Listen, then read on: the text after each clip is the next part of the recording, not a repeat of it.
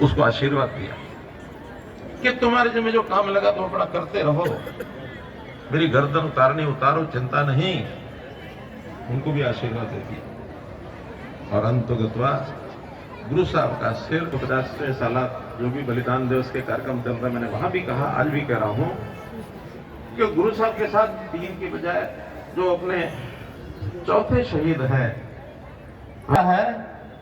कि शरीर यानी सिर धड़ से अलग हो चुका है, वो सिर ठीक से उनका और जो है शीशगंज आनंदपुर साहब जहां गुरुद्वारा बना है वहां तक सुरक्षित पहुंच जाए और रात को उनके सोच लेके चले जाएंगे।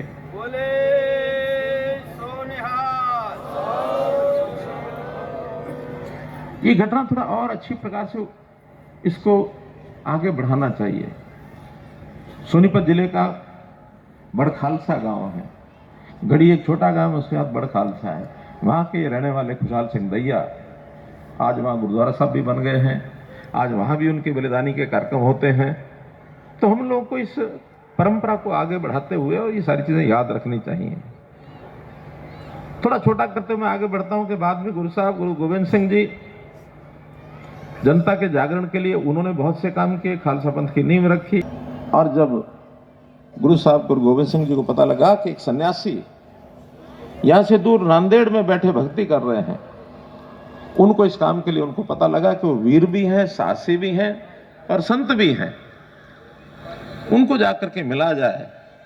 वहां पहुंचे, गोदावरी के किनारे पेड़ के नीचे उनकी तपस्या जब पता किया तो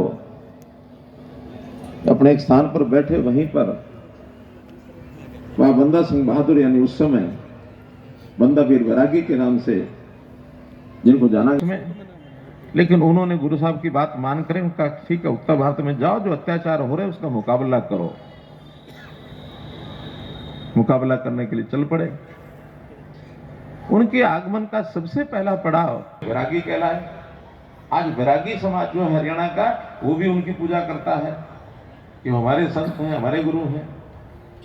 बाद में फिर सिख संत के सिख कल्पना की गई थी, जो उस समय पंज प्यारे सजाए गए थे, उसमें तो सारे समाज के अलग अलग डालियों के लोग थे। उस समय तक तो सिख समाज था ही नहीं, तो सबने मिलकर के इस सिख समाज की स्थापना की। सिख समाज यानी सजाया, तो एक समाज की एकता की कल्पना उसमें से निकलती है। हाँ, इस समाज के ऊपर अत्याचार हो रहे हैं, उसका मुकाबला करने के लिए भी उसको ध्यान रख करके हमको कुछ चीजें उनसे सीखनी चाहिए, आगे बढ़ना चाहिए। हम अपना